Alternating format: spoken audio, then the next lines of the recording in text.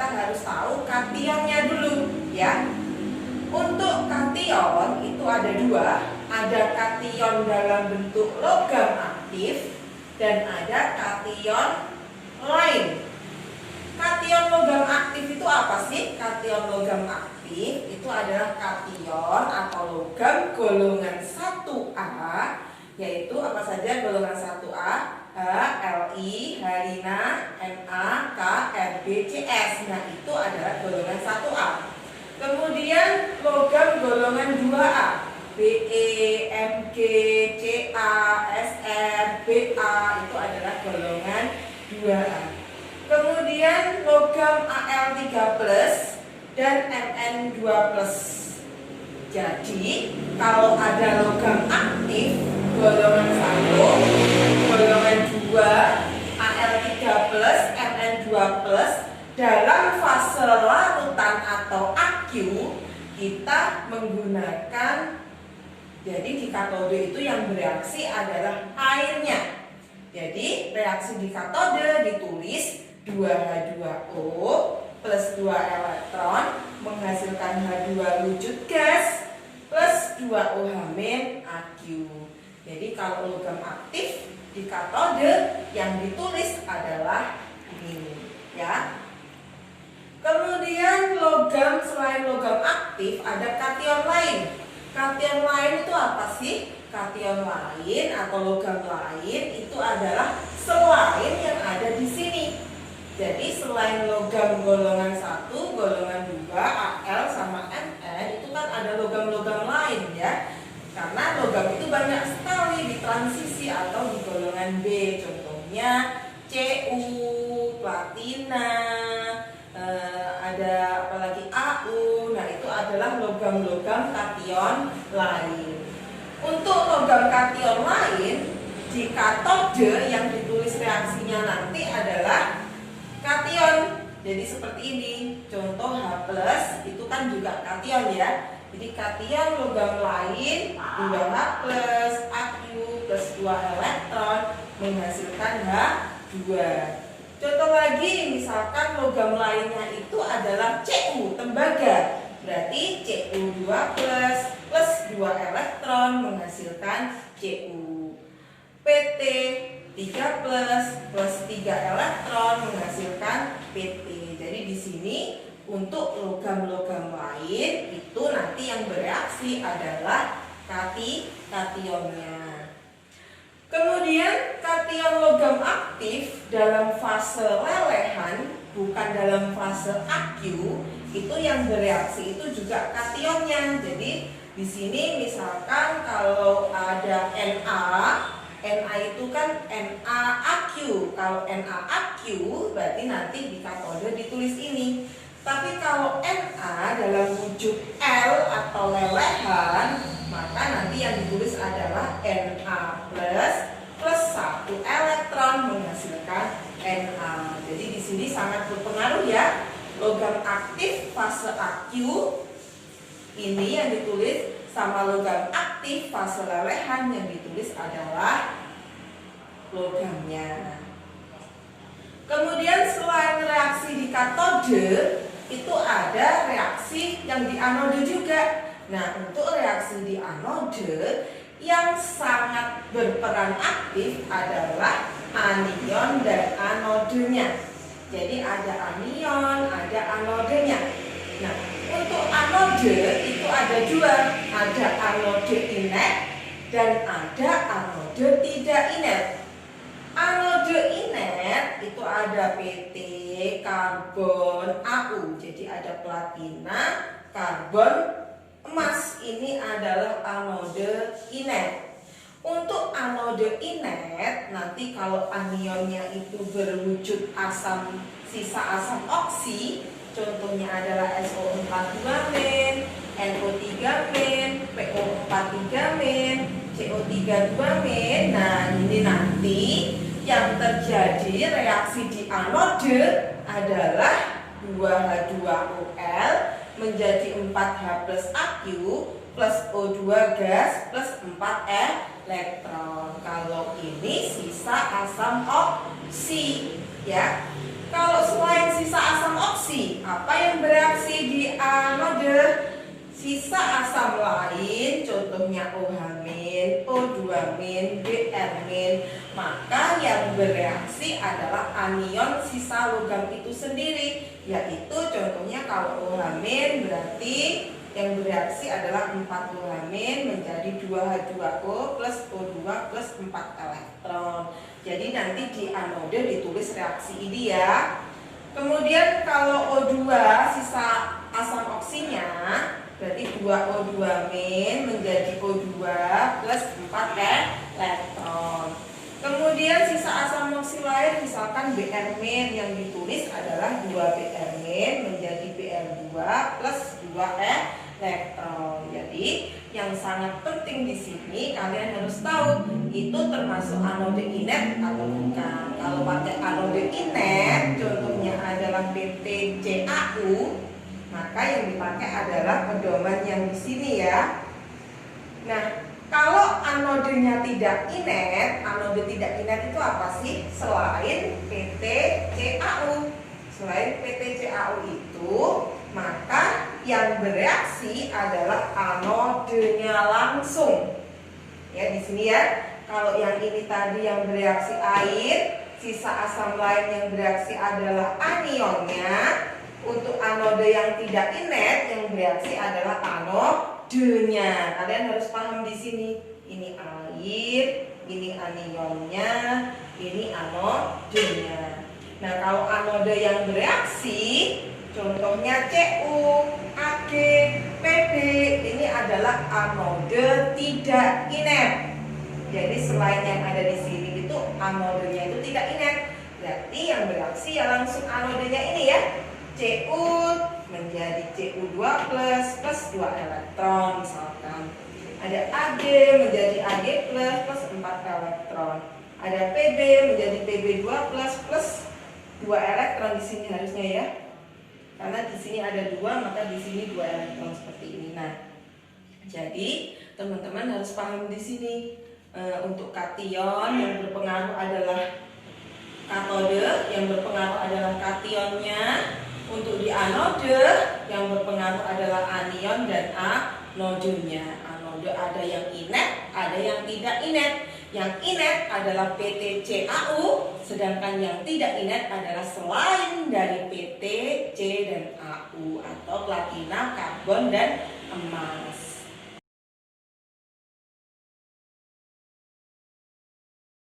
Contoh soalnya nomor 1, elektrolisis larutan CuSO4 dengan elektrode platina PT ya. Jadi di sini kalau ada soal seperti ini itu adalah soal kita untuk menentukan reaksi di katode itu apa, di anode itu apa pada sel volta. Jadi kalau ada pada sel elektrolisis ya, elektrolisis larutan CuSO4 elektrode PT. Nah, jadi di sini kita harus ada larutan elektrolitnya, kemudian juga tahu elektrodenya. Untuk yang pertama kali kita lakukan apa? Yaitu kita harus mengetahui kation dan anionnya. Di sini larutan elektrolitnya kan ada CuSO4. Berarti CuSO4 Aq ini ya. Itu menjadi apa nih di sini ada Cu2 plus Aq plus SO4 2- Aq. Ini ya. Jadi CuSO4 itu berupa larutan. Berarti kalau larutan itu fasenya adalah Aq. Nah, lalu di katode itu terjadi apa nanti reaksinya? Reaksi di katode. Reaksi di katode tergantung pada kationnya. Berarti tergantung pada kation yaitu Cu2+. Nah, sekarang kita lihat di sini. Kation Cu2+ itu termasuk kation apa? Selain logam aktif ya. Cu itu bukan golongan 1, bukan golongan 2, bukan Al3+, juga bukan Mn2+, tapi termasuk dalam kation lain. Kalau dalam kation lain yang terjadi reaksinya adalah kationnya. Nah ini ya kation ini ya. Berarti ini diganti Cu2 plus 2 elektron menghasilkan Cu. Seperti itu ya. Berarti di katode terjadi reaksi Cu2 plus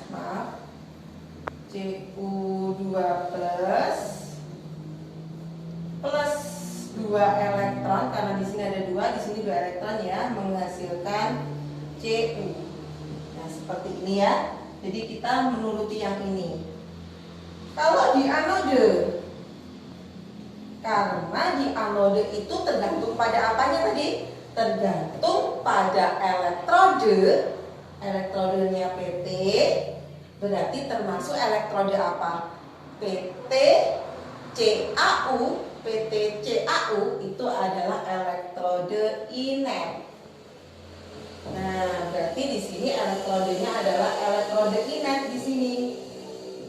Kalau inert berarti kita mengutamakan yang inert, berarti yang di sini ya, sesuai dengan aturan yang ada di sini. Nah, sekarang anionnya ini berupa apa? Anionnya adalah berupa asam oksi, sisa asam oksi, yaitu SO42-min. Berarti kalau ada SO42-min yang bereaksi adalah ini yang ditulis. Berarti 2H2O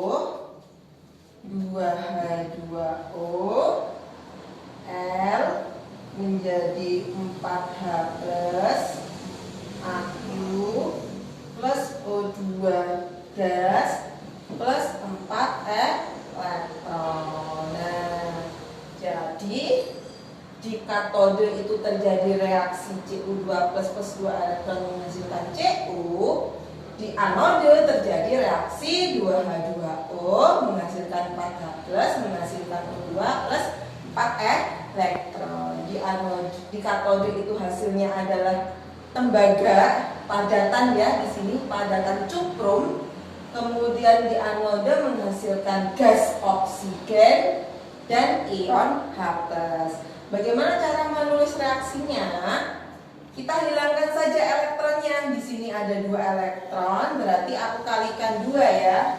Di sini kalikan 1. Kalau yang di sebelah sini aku kalikan 2, nanti kan jadinya 4 elektron ya. 2 kali 2, 4 elektron. Itu bisa dicoret. Langsung aja, Cu kalikan 2 berarti 2 Cu. Wujudnya Aq plus 4 elektron menghasilkan 2 CuS. Kemudian anodenya 2H2O, wujudnya pelehan ya, 4H plus Aq plus O2 gas plus 4 elektron. Nah, jadi ini kan bisa dicoret seperti ini. Nah, akhirnya terjadilah reaksinya, ini di katode, ini di anode. Berarti yang reaksi yang terjadi adalah 2Cu2 plus 2H2O menghasilkan yang di sebelah kanan, tulis sebelah kanan 2CuS plus 4H plus O2 gas. Jadi reaksi di katode yang terjadi ini, di anode yang terjadi ini, reaksi selnya adalah seperti yang di bawah ini. Ini adalah reaksi dari sel elektrolisis larutan CuSO4, elektrodenya elektrode PT. Cara cek di mana ya? Di sini hasilnya 2Cu, di sana juga udah 2Cu, berarti betul ya. Di sini hidrogennya ada 4, di sini hidrogennya juga ada 4. Oksigennya ada 2, oksigennya juga udah ada 2. Berarti reaksinya sudah setara. Nah, ini adalah hasil dari reaksi elektrolisis CuSO4.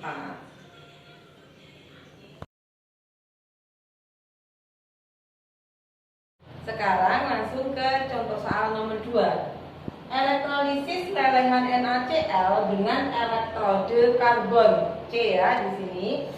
Elektrolisis lelehan NaCl. NaCl itu wujudnya lelehan, berarti NaCl menghasilkan Na plus L plus Cl min wujudnya lelehan. Nah, di katode yang bereaksi adalah kationnya, berarti tergantung pada kation.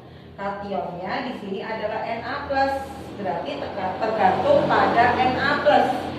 Na itu golongan 1A, tapi kalau fasenya lelehan, berarti kita pakai kation logam aktif fase lelehan, berarti yang bereaksi adalah kationnya, yaitu Na plus L plus elektron menghasilkan Na padatan, jadi ya. Kemudian anodenya berupa apa nih? Di sini berupa Cl-. Berarti kalau anodenya berupa Cl-, sedangkan elektrodenya adalah elektrode karbon, berarti elektrode inert ya. Berarti pakai yang ini. Elektrode karbon inert, kemudian sisa asam lainnya adalah berupa sisa asam lain, bukan asam oksi. Kalau asam lain berarti di sini ya kita ganti aja 2Br ini ganti 2Cl-. 2Cl- menjadi Cl2 plus 2 elektron. Berarti di sini yang bereaksi adalah 2Cl-, fasenya adalah L plus 2 elektron. Menghasilkan dulu ya.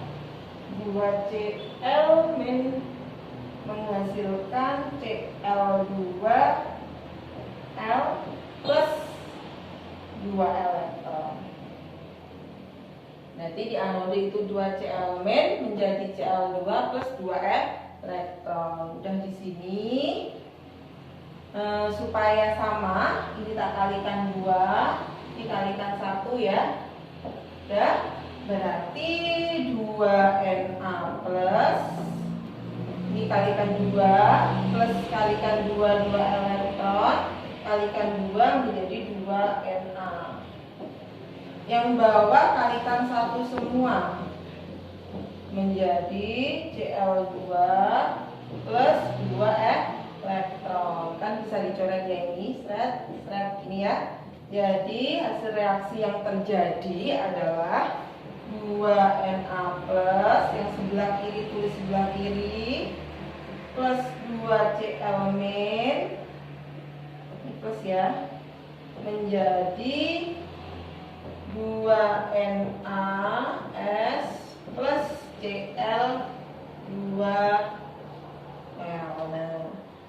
Jadi di katode itu yang terjadi reaksinya adalah Na atau Na-nya. Jadi di katode itu Na-nya yang bereaksi atau kationnya sendiri karena fasenya adalah lelehan. Untuk di anode yang bereaksi adalah sisa asamnya sendiri yaitu Cl-, bukan elektrodenya ya, karena termasuk elektrode karbon. Berarti kita cek ya di sini. Na-nya ada 2, Na-nya ada 2, betul. Cl-nya ada 2, Cl-nya ada 2. Nah, jadi seperti ini ya untuk menyetarakan atau mengetahui reaksi yang terjadi di katode dan di anode pada saat elektrolisis. Kita harus paham syarat-syarat dan aturan mana kation dan mana anionnya.